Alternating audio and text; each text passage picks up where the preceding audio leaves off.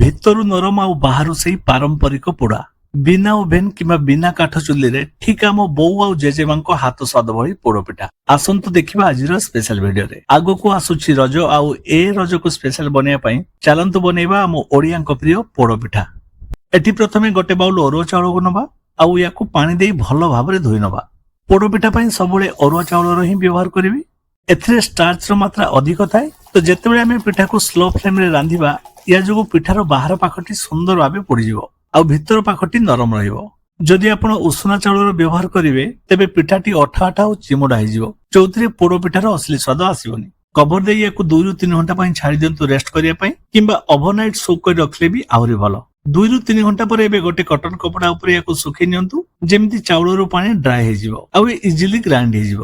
ଏଇ ଟାଇମରେ ନଡିଆକୁ ଭାଙ୍ଗି ନବା ଆଉ ୟାକୁ କାଟି ରେଡି କରିନବା। ନଡିଆକୁ କୋରିବା ବଦଳରେ ଛୋଟ ଛୋଟ ଖଣ୍ଡ କରି କାଟି ପକେଇବା ଦ୍ୱାରା ପିଠା ଖାଇଲା ବେଳେ ପ୍ରତିଟି ବାଇଟରେ କ୍ରଞ୍ଚ ଆସିବ, ଯୋଉଟା କୋରା ନଡିଆରେ ଆସିବନି। କଢେଇ ଗରମ କରନ୍ତୁ ଆଉ ଅଳ୍ପ ଟିକେ ତେଲ କିମ୍ବା ଘିଅ ପକେଇ ପ୍ରଥମେ କିଛି ଚିନାବାଦାମକୁ ଭାଜି ନିଅନ୍ତୁ। ଇଏ ପୋଡ ପିଠା ଖାଇଲା ବେଳେ ବହୁତ ବଢିଆ ଟେଷ୍ଟ ଆସିବ। ଏବେ କିଛି କାଜୁ ପକେଇ ନବା, ଆଉ ଫାଇନାଲି ଛୋଟ ଛୋଟ ପିସେସର ଫ୍ରେଶ ନଡିଆକୁ ପକେଇ ୟାକୁ ଅଳ୍ପ ସମୟ ପାଇଁ ଭାଜି ନବା। ଏବେ ୟାକୁ କାଢିକି ରଖିବା ସାଇଡରେ। ଏବେ ସେମ କଢେଇରେ 1.5 ବାଉଲ ପାଣି ନବା, ଆଉ ଏଠି ମିଶେଇବା ଗୁଡ।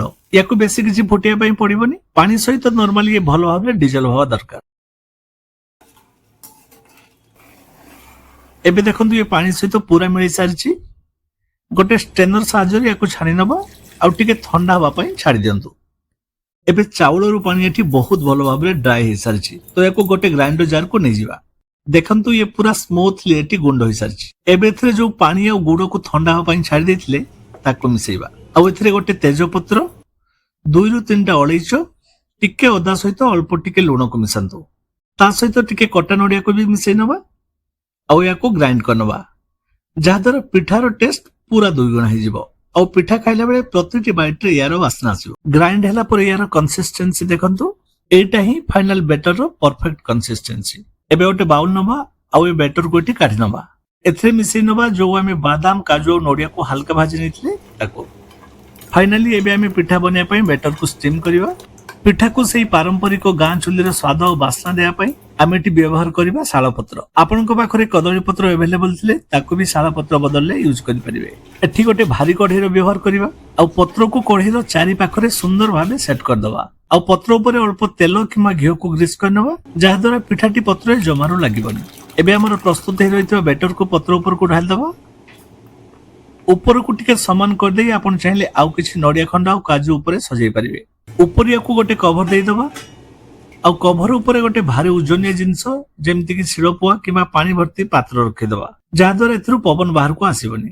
ଏଇ ଷ୍ଟିମରେ ହିଁ ପିଠା ଭିତରୁ ସଫ୍ଟ ହବ। ଗ୍ୟାସର ଫ୍ଲେମକୁ ଏକଦମ ଧିମା ବା ଲୋ ଫ୍ଲେମରେ ହିଁ ରଖିବେ। ଆଉ ଯଦି କଢେଇ ପତଳା ଥିବ, ତେବେ ୟାକୁ ଡାଇରେକ୍ଟ ନ ବସେଇକି ଗୋଟେ ତାୱା ଉପରେ ବସେଇ ନେବେ। 20 ରୁ 25 ମିନିଟ ଏଠି ହେଇସାରିଛି। ଏବେ ଆମେ ଗ୍ୟାସକୁ ବନ୍ଦ କରିନବା, ଆଉ ଧୀରେ କିନା କଭରକୁ ବାହାର କରିବା। ପିଠାଟି ପରଫେକ୍ଟଲି ହେଇଛି କି ନାହିଁ ଚେକ୍ କରିବା ପାଇଁ ଏମିତି ଗୋଟେ ଟୁଥପିକ୍ କିମ୍ବା ଛୁରୀକୁ ପିଠା ଭିତରକୁ ପୁରେଇ ଦେଖନ୍ତୁ। ଯଦି ଏ କ୍ଲିନ ହେଇ ବାହାରୁଛି, ୟା ମାନେ ପିଠା ଭିତରୁ ସମ୍ପୂର୍ଣ୍ଣ ଭାବେ ବେକ୍ ହେଇସାରିଛି।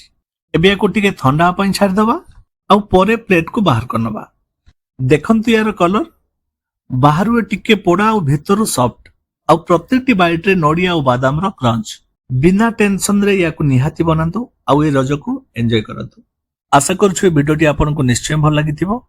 ଆଉ ଭିଡିଓଟି ଭଲ ଲାଗିଥିଲେ ଲାଇକ୍, ସେୟାର ଆଉ ସବସ୍କ୍ରାଇବ କରିବା ପାଇଁ ଜମାରୁ ଭୁଲିବେନି।